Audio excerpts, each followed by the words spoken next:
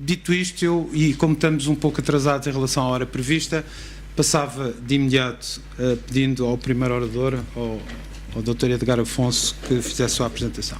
Obrigado.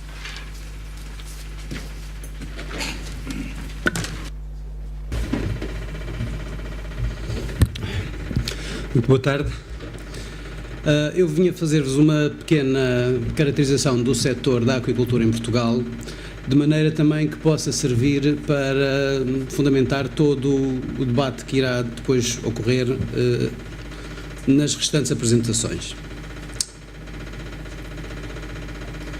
Portanto, nós em Portugal continental, temos licenciados cerca de 1.600, 1.570 estabelecimentos de aquicultura.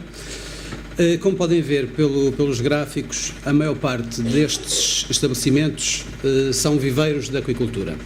Também temos cerca de 138 tanques de aquicultura e 26 estabelecimentos flutuantes. Portanto, como podem ver, a maioria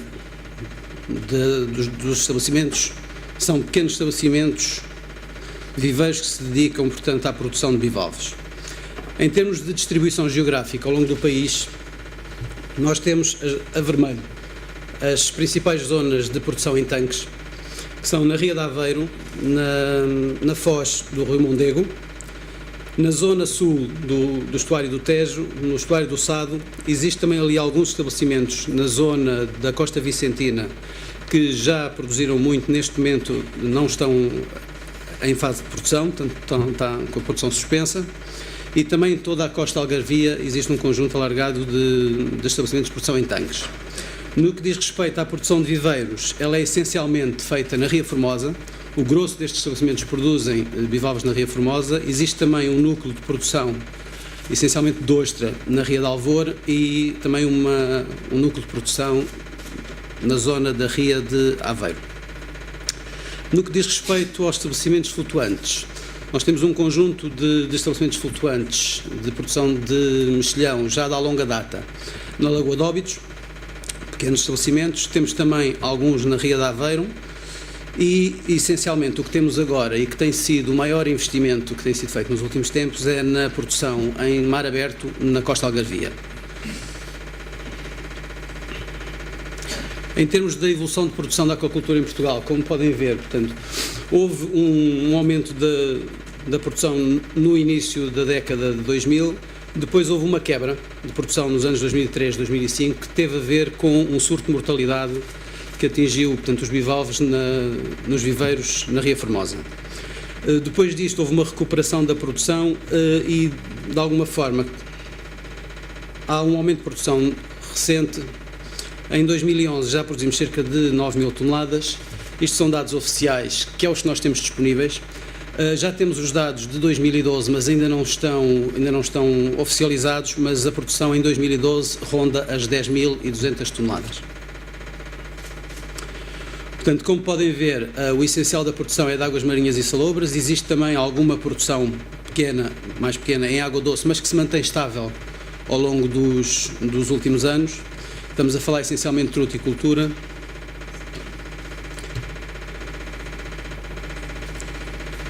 E se repararem na curva de produção de molusquicultura em Portugal, nota-se bem portanto, a tal redução nos anos 2004-2005. E esta produção tem sido essencialmente de amêijoa, apesar de nos últimos anos começa a haver um aumento da produção de mexilhão em offshore. Portanto, como podem ver aqui, a nossa produção atualmente a maior produção é pregado. Isto é uma produção relativamente recente e que está relacionada diretamente com um estabelecimento, portanto, um estabelecimento no norte de Portugal que produz esta espécie em quantidade. Depois temos também a amêijoa boa, proveniente, portanto, da maior parte dos viveiros. A dourada e o robalo são produções que têm diminuído ao longo dos últimos anos, apesar de também terem mudado um pouco o padrão de exploração. Deixaram de ir tanto para a produção da dourada de menor tamanho e estão a apostar num produto de maior qualidade, com maior tamanho, à procura de um novo nicho de mercado que não enfrenta a competição que tem havido destes produtos provenientes de outros mercados internacionais que fazem preços mais competitivos que os nossos. Portanto, em 2011 nós tivemos, portanto, uma quantidade total produzida de 9.166 toneladas, das quais cerca de 8.000 são de águas salgadas e salobras, que é a parte que é gerida aqui por parte da DGRM. A parte da produção de águas doces, cuja responsabilidade de licenciamento está no ICNF, produz cerca de 1.100 toneladas. As principais espécies, como me referi, portanto, são as que estão aí que constam, portanto, pregada, ameijoa, dourada, ostra e robalo, apesar de recentemente terem a aparecer algumas outras espécies também muito interessantes. Em termos de apoios ao desenvolvimento, portanto, ao longo dos últimos anos tem havido o Programa de Apoio ao Desenvolvimento da Aquicultura para o Mar, que neste conjunto de anos, desde 2007 a 2013, estão aprovados neste momento 59 projetos.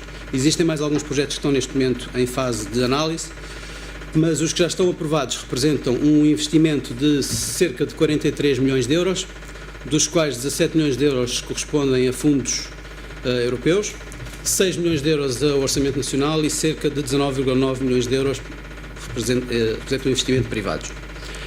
Estes projetos permitem-nos esperar um aumento de produção na casa das 8.200 toneladas. No final, quando estes projetos entrarem em ciclo de produção estável, digamos assim, os primeiros anos, naturalmente, a produção não surge logo, não é?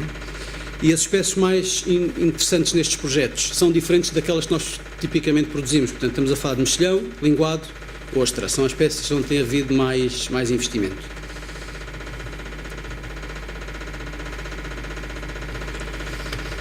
Em termos de perspectivas futuras para o setor, uma área que nós temos tido apostas significativas nos últimos tempos e que a arquiteta Margarida Almodóvar certamente também irá falar, tem a ver com o ordenamento da atividade, principalmente o ordenamento da atividade em mar aberto. Isto porquê? Porque a aquacultura, como sabem, portanto, desenvolve-se ou em zona, portanto, de influência de marés, muito próximo da costa, onde a competição pelo espaço é significativa. Portanto, há muitas atividades que se desenvolvem naquela zona e que, portanto, quando queremos desenvolver um projeto, ou realmente conseguimos o acesso ao espaço, ou se estamos a falar de uma área de domínio público marítimo, a competição é significativa. Onde é que nós apostamos mais no desenvolvimento nos últimos tempos?